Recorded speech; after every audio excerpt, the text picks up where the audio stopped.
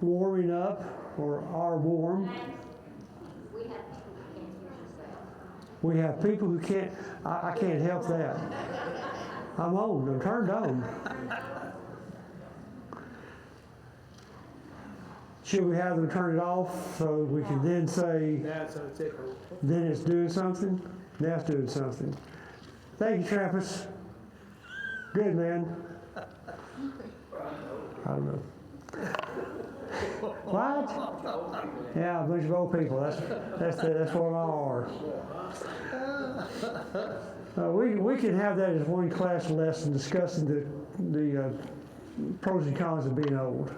It won't take long. Let's go to God in prayer.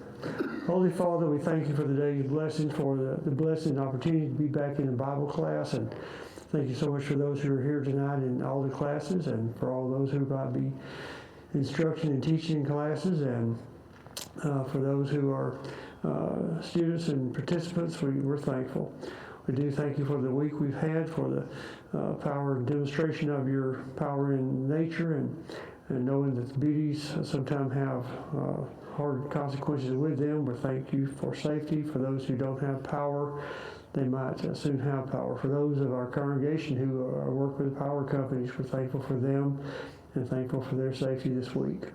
Pray you be with us now in this study. Amen. Losing last week and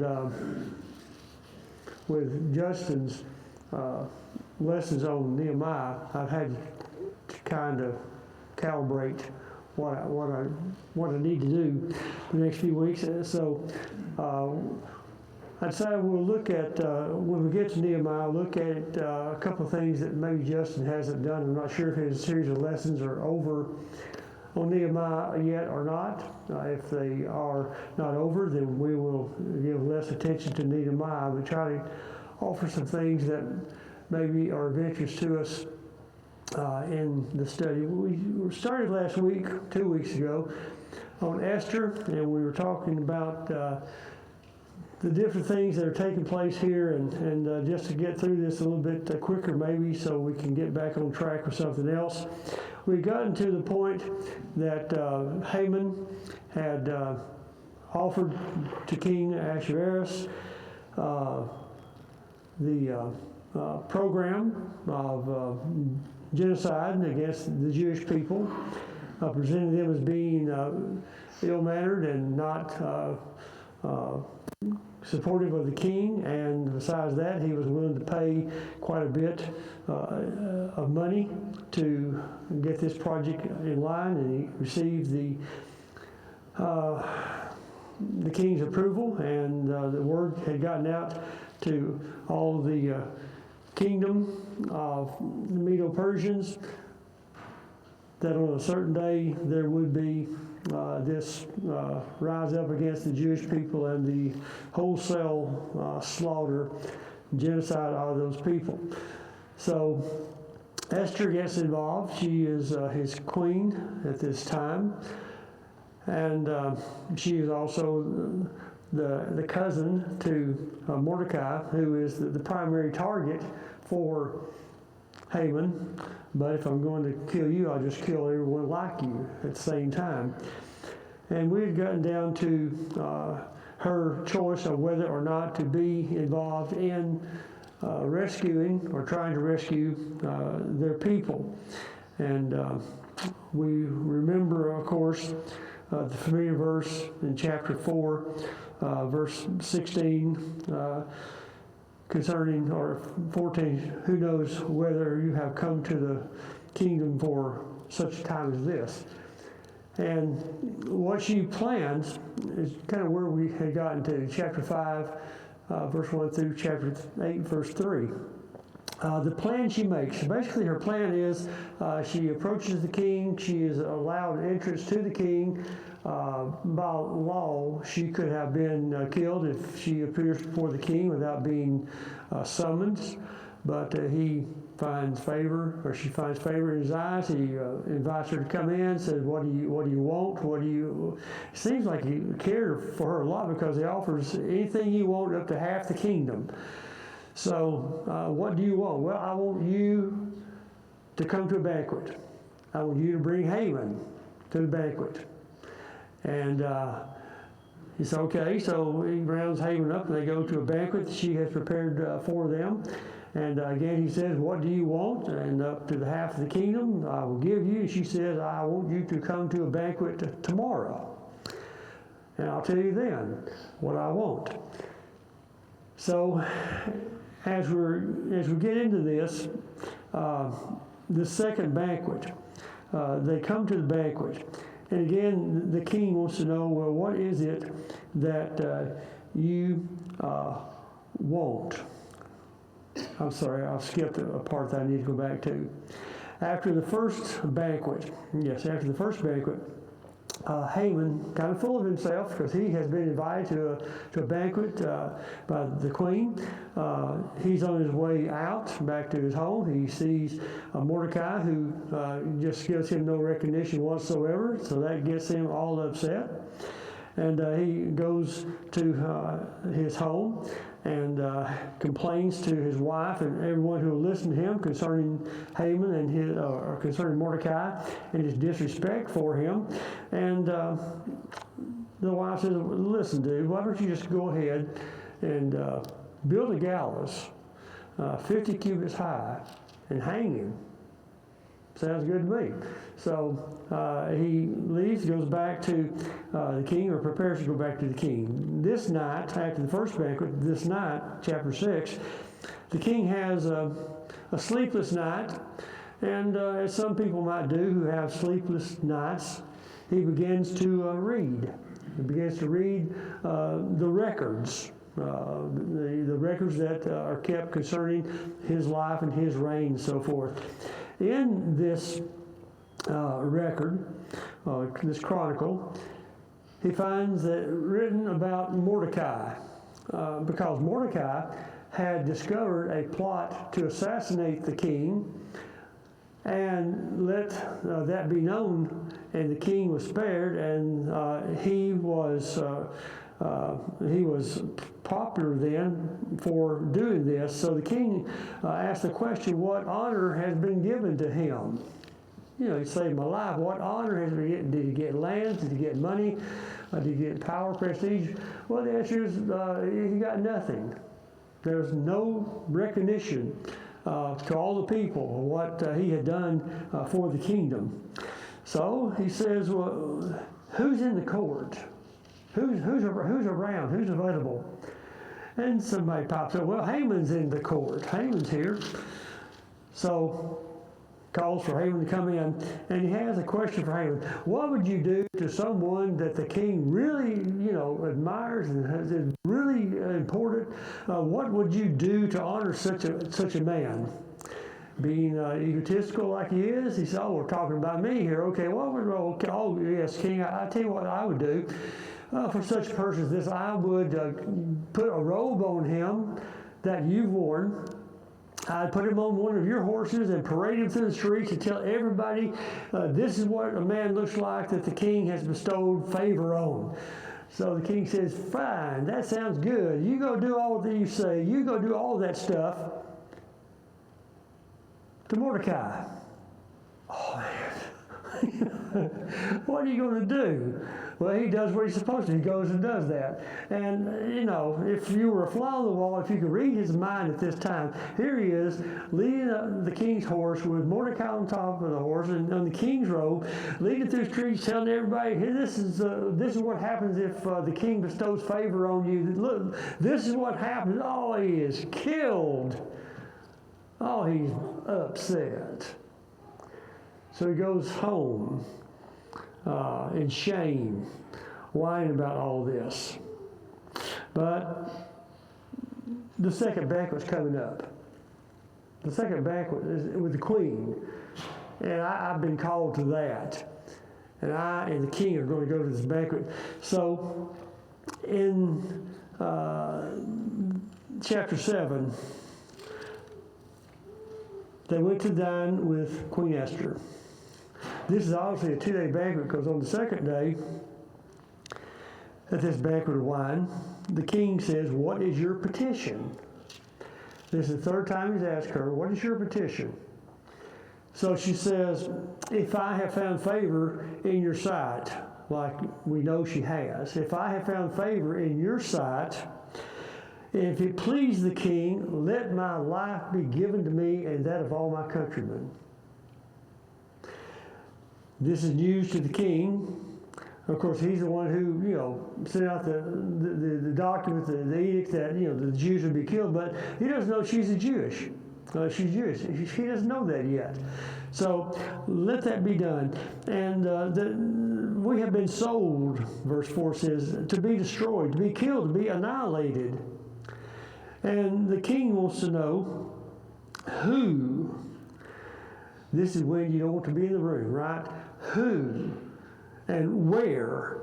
Who is going to do such a thing? And she says the adversary and enemy is this wicked Haman. Ooh, bad time to be in the room, right? So he kind of jellifies. I guess his knees start knocking and he starts getting all upset and distraught. The king gets mad, walks out of the room. Haman is going to plead for his life, so he is begging Esther to get me out of this, get us out of this. I'm sorry, and kind of throws himself on her bed to plead her case. King walks back in. Of course, men being men, he assumes he's assaulting or trying to assault the queen. That's not good. So he has him taken out. What am I going to do with him? Oh, someone says, hey, there's a gallows in his house, 50 cubits high, you can hang on that. So that's what happens. He is taken and he is hanged. So the propagator of this genocide is taken out. He's gone. He's dead. But that doesn't solve anything, because he cannot revoke the letter sent out. It's Persian law. Once the edict is made, the law is the law, and that's it. So he can't do anything to change that. But you can do another law. This new edict is going to be sent out to all 127 provinces, to all the kingdom from India to Ethiopia. It's going to be sent out, and it's going to say basically the Jews have the right to protect themselves. Now, I kind of wonder about that, because I guess the first edict, they didn't have the right not to be killed. But now they have the right to protect themselves. And that edict is sent out.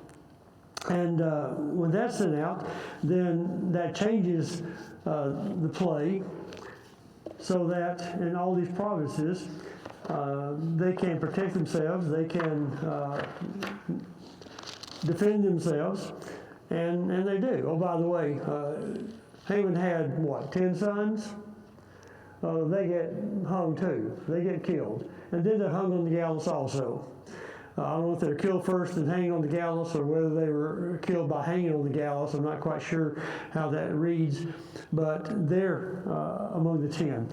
So on this particular day, there was a day that was set aside. It was be in our month of December, on the 14th day of our month, December. This is when, in all the provinces, the people could rise up against the Jews and kill them. Well, on this particular day, the Jews defend themselves. So in Shushan, or Susa, in the capital city itself, on this day, 500 men are killed. And the 10 sons of Haman, we mentioned them. And that doesn't seem to be enough, so Esther says, well, how about one more day?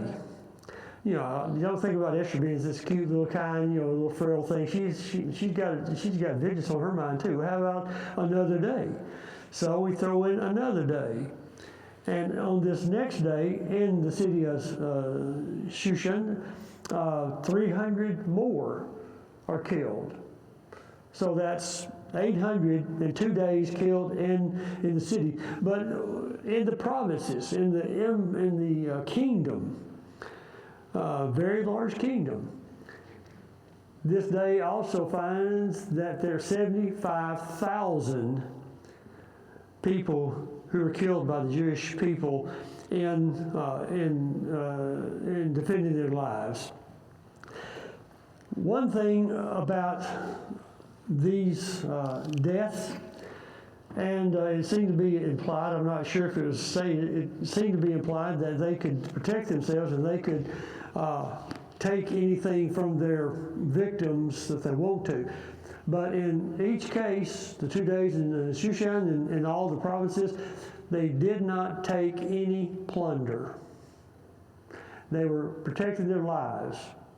And that's all they were doing, just saving their lives, protecting their lives, and nothing was done. The latter part of the book has to do with the establishment of a feast. It's not in the law of Moses. It's not one of those feast days in the law of Moses, but it becomes a day of feasting in celebration of their lives being spared, of their not being killed. I'm not sure how to say what I want to say, but that's what it is. It's called Purim. Purim was put before the people by Esther and by Mordecai. And Purim, the word pur, P-U-R, pur, means lot, because it was by lot. We'd say, chance, throwing dice, or whatever it means a lot, means a chance they were using, that particular day was selected for the annihilation of the Jews. So on that day, every year, the people would celebrate on 2 days, the 14th and 15th days of Adar, the 12th month of the civil calendar, that they celebrate that. And that is, I guess, still a Jewish festival and celebration day. So Esther fills in the question, did everyone go back to Jerusalem? Also fills in the question, what happened to the Jewish nations? And also fills in the answer to a question, well, were they at any risk at any time? Well, the answer was yes, and they are survived by these people and protected from that which was going to happen to them.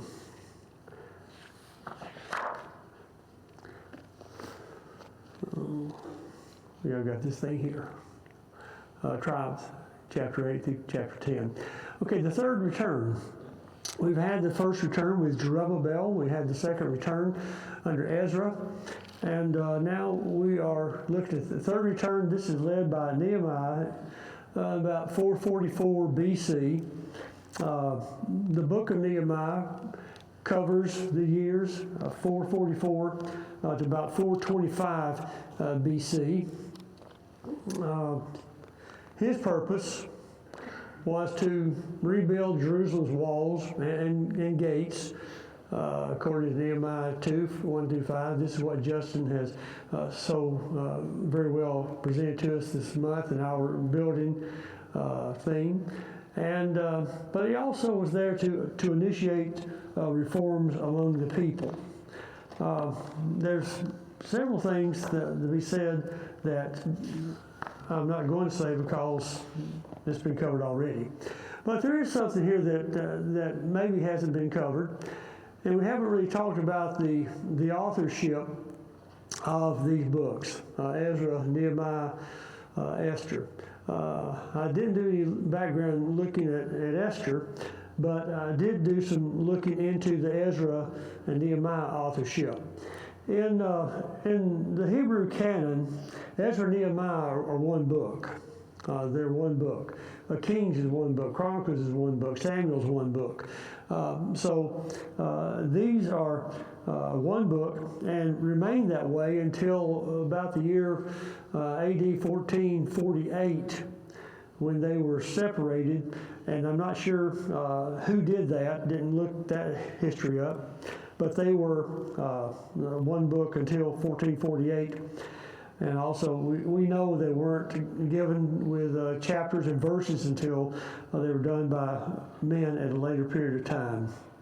There is plenty of internal proof that Ezra wrote the book bearing his name. For example, you have in the book of Ezra, the pronoun shifts from first person to third person and then back to first person again, which indicates that it's Ezra writing about the things that concern him and his time there.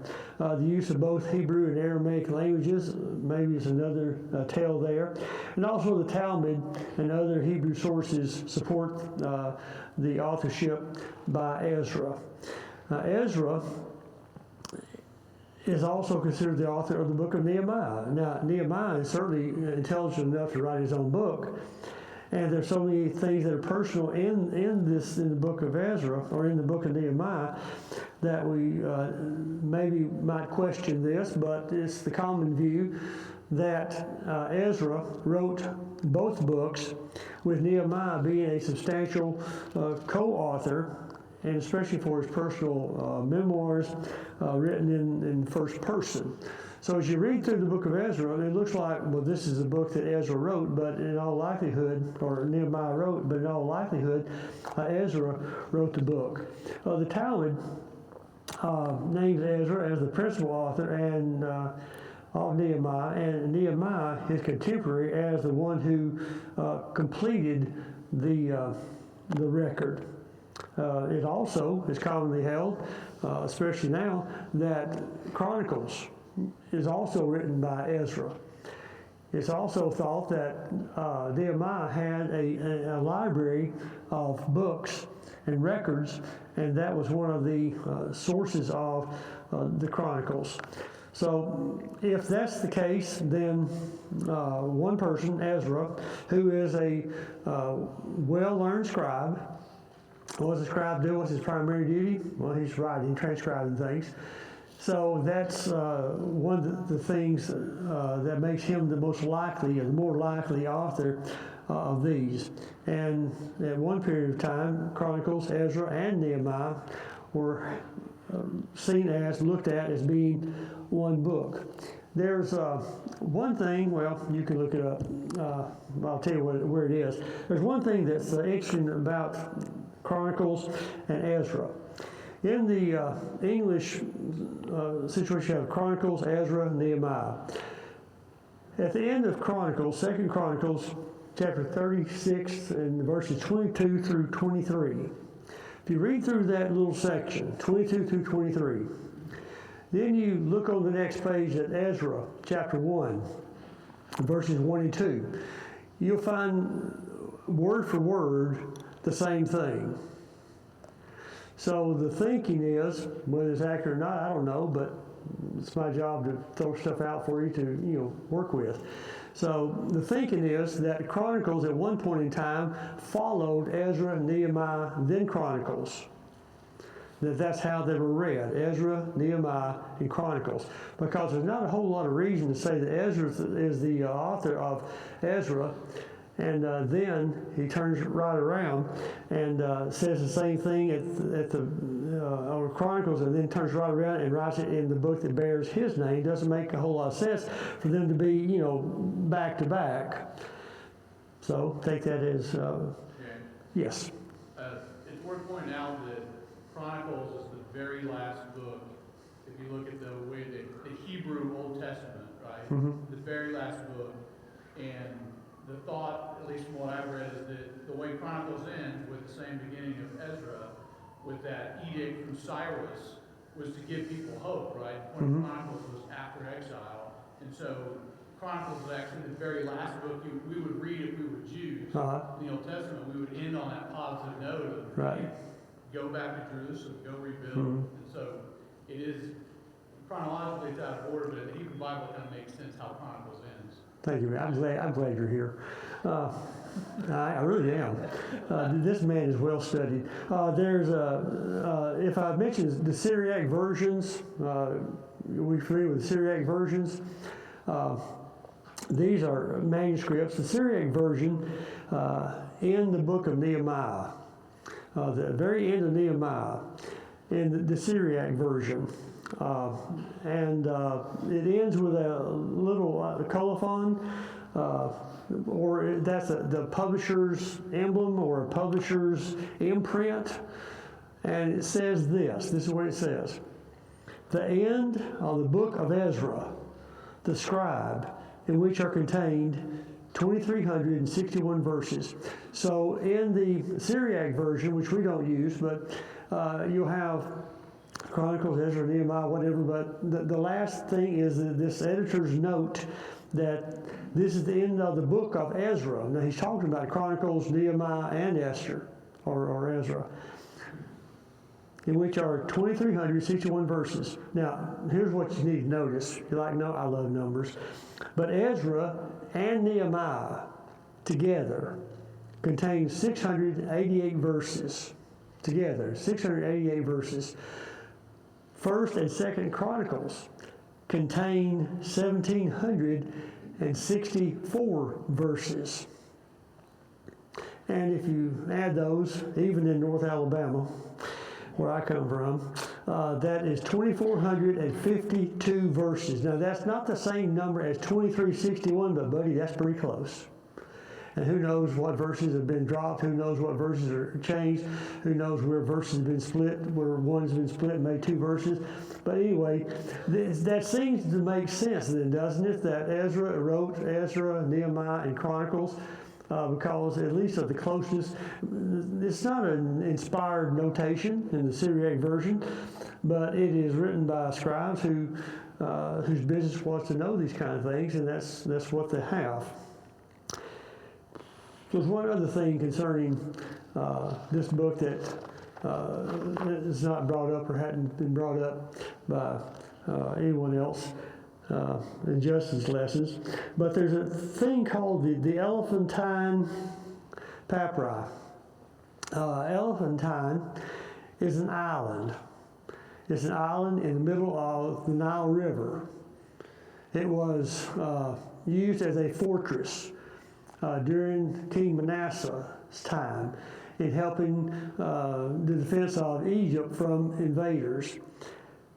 And there, on this little island in the Nile River, that supposedly a Jewish military outpost was formed during the time of King Hezekiah, or King Manasseh, who is the son of King Hezekiah. Manasseh reigned for 55 years, and that is from 696 to 642. Now, in the early 1900s, archaeology really kicked in big time, strong time in biblical archaeology in the 1800s and early 1900s.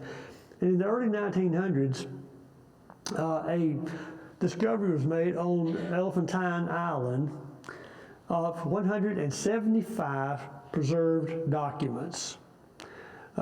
You can say Dead Sea Scrolls. We know what that's all about, the Dead Sea Scrolls. Well, this is similar to the same thing, a find of 175 documents totally preserved in this particular dry climate that date from the early 5th century. The early 5th centuries are the early years of Ezra, Nehemiah, and the return to Judah. In particular, the Elephantine Papyrus number 30, which was dated approximately 407 BC, contained references naming two central characters from the book of Nehemiah. This is one of those things that, well, what this is has nothing to really do with biblical studies or biblical support, but at the same time, it does give biblical support to two figures in the book of Nehemiah. The first is Jehohanan, and then I'll forget it. Whatever the guy's name is, when you spell your name twice in a sentence, you think it's just that. But we know him better as Johanan, the son of Eliashib, the high priest. He served during the time of Ezra and Nehemiah, and he is named in both the book of Ezra, in Ezra 10:6, and Nehemiah 12:22 and 23. And the document says, we, being the people who wrote the letter, sent a letter to our Lord and to Jehohanan, the high priest, and his colleagues, the priests. Now, this is a secular document, got nothing to do with biblical studies.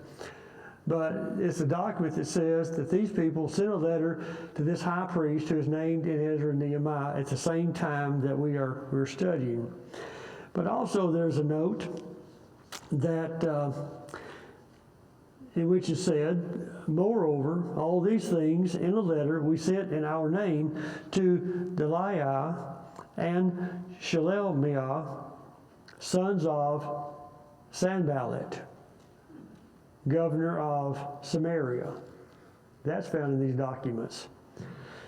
So Sanballat the first, the Horonite, the governor of Samaria, being a key figure in Nehemiah, this was found. If you want to look this up, the Armstrong Institute of Biblical Archaeology reported these things. But it's interesting how secular history supports biblical truth if it becomes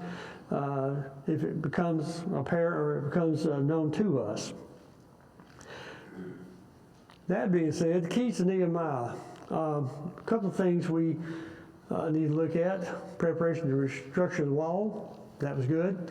Reconstruction of the wall. That was good. Organization. We haven't done this yet. Justin hasn't gotten this far. I don't know if his lesson is going to go into this or not, but beginning chapter 7 of Nehemiah.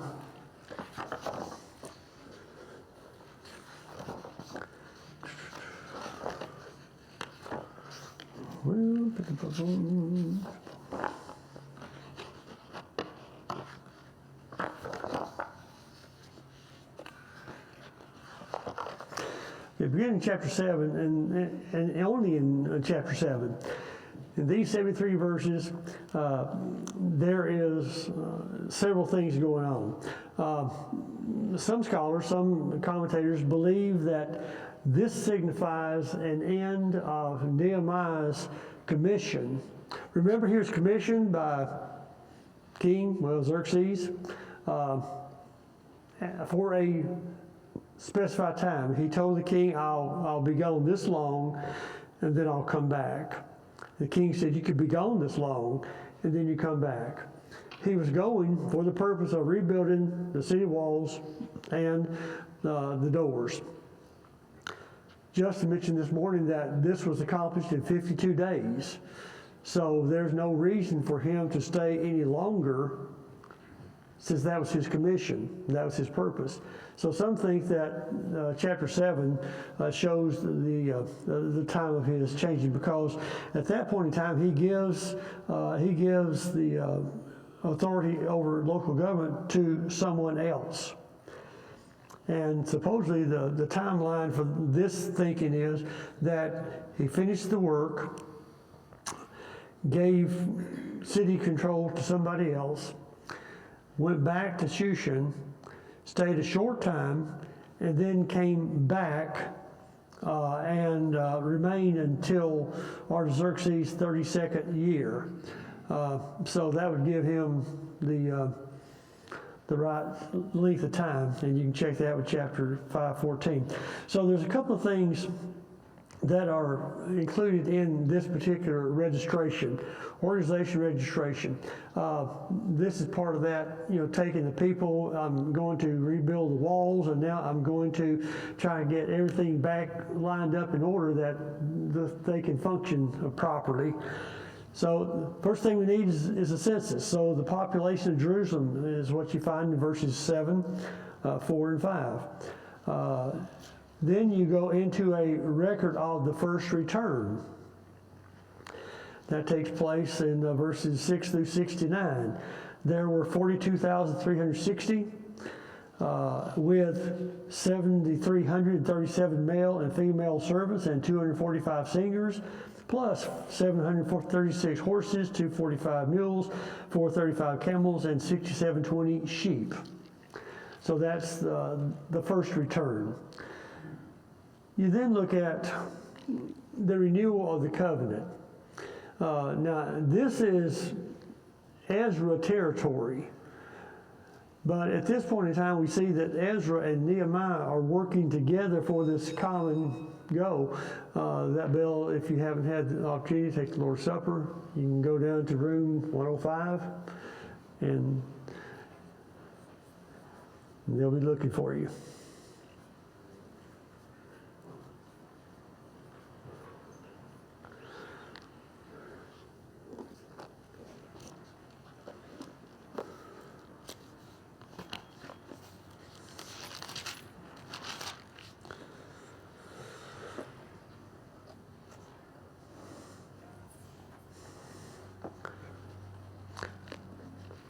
So beginning in chapter 8 of Nehemiah, verse 1, the people came together as one man in the open square that was in front of the water gate. And they told Ezra the scribe to bring the book of the law of Moses. Verse 2, Ezra the priest brought the law before the assembly of men and women and all who could hear with understanding on the first day of the seventh month. Then he read from it in the open square from morning until midday before the men and women and those who could understand, and the ears of all the people were attentive to the book of the law. And Ezra was on a platform. There was a raised platform so the people could see him, maybe hear better, but he was used for that purpose. And he opened the book for the people, verse 5, for he was standing above all the people, and when he opened it, all the people stood up. And as he reads to them, there are other people involved with him, and there are Levites that are named in verse 7. Several individuals and the Levites helped the people to understand the law. And the people stood in the, they hadn't heard the law in quite some time, had they? As far as we know, we don't know of any occasions that the law is read on a regular basis to the Jews in Babylon. We don't know of anything like that taking place. So they are attentive, they are respectful, and they are standing in their place as they read. So they read distinctly from the book of the law of God, and they gave the sense and helped them to understand the reading. Now, this is Ezra doing this. Verse 9, Nehemiah, who was the governor. So in his first responsibility, he may or may not have been governor the first time around when they were rebuilding the walls, but now he is the governor. And that is his responsibility now. Nehemiah, Ezra the priest and scribe, and the Levites who taught the people, said to all the people, "This day is holy to the Lord your God. Do not mourn nor weep," for all the people wept when they heard the words of the law. They had not heard the law read in so long, it just made them cry. They're weeping. And this is one day. So, in 10, he sends them out of the way. We sometimes get the idea that the law is read completely through in one reading. But this is the first day. The second day, they begin to read again in verse 13. On the second day, the heads of the fathers' houses of all the people, the priests, the Levites, gathered to Ezra the scribe in order to understand the words of the law. They found written in the law, this is what they find the second day, that the children of Israel should dwell in booths, in tents, in lean-tos during the feast of the seventh month. So in this reading of the seventh month, they find that they're supposed to be observing the Feast of Tabernacles, in which people would leave their homes and live as if people were in the wilderness journeys. This is done on the second day. Then chapter 8, verse 18 tells us that day by day, from the first day until the last day, this is 8 days total, from the first day until the last day, he read from the book of the law, and they kept the feast 7 days, and on the 8th day there was a sacred assembly according to the prescribed manner. So the law is read daily, and the reading is complete in those 8 days. but they had not heard the law read in any of their, probably in any of their captivity, any time of their captivity, and certainly not since they had come back in the first return. They also read in chapter 9 concerning the 24th day of this month, 7th month. If we go back and look at some material we covered quite some time ago, this day is the Day of Atonement, a day of national confession, of sacrifices. The people, the priest, the high priest is involved in this heavily, and the people are involved in it. So they are observing this day. And then beginning in chapter 9, verse 4 through verse 47, the people are told their history. I wonder how many people at that point in time knew the history of their country or their nation. But they're told this review of the history through verse 37. Now, in verse 38, this section ends with this. Because of all this, we make a sure covenant and write it. Our leaders, our Levites, and our priests sign it. They're renewing the covenant they have with God.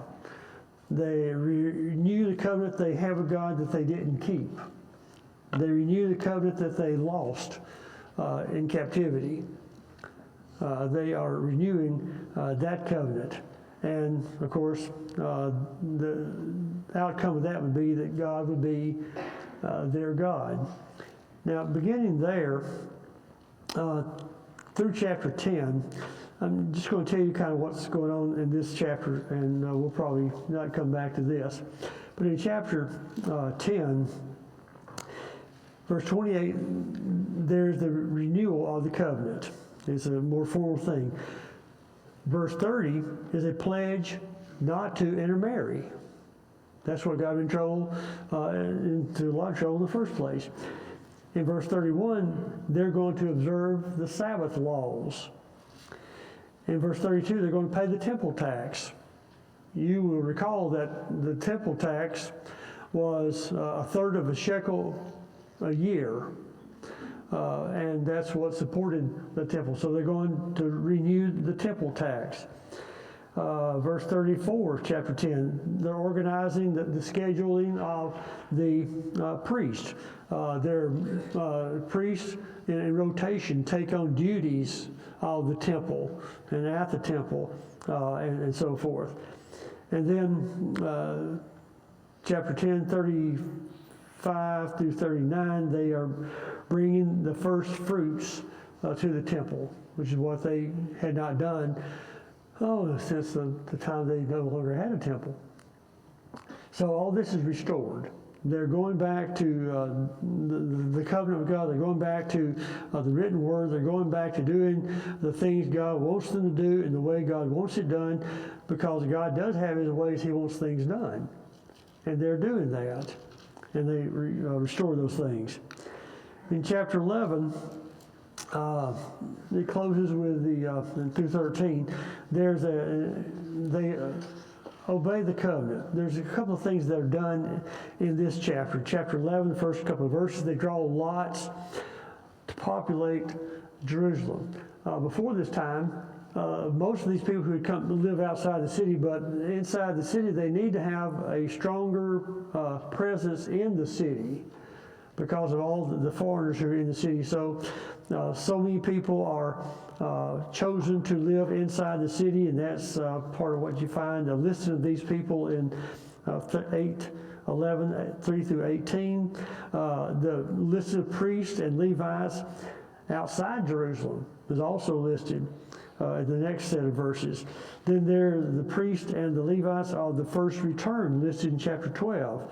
And then there's the rest of the priests and the Levites who are mentioned in 12, 22 through 36 during the reign of Darius, the Persian emperor.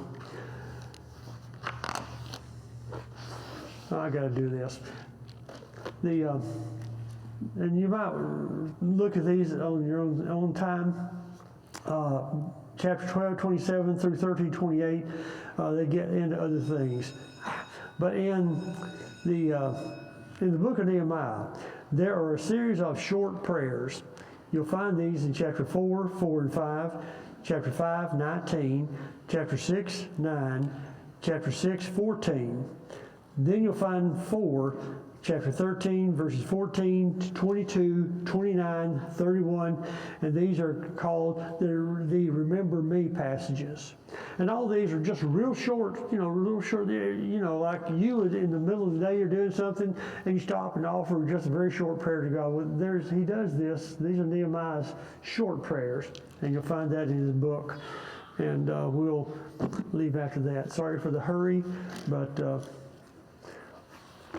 thank you for your attention.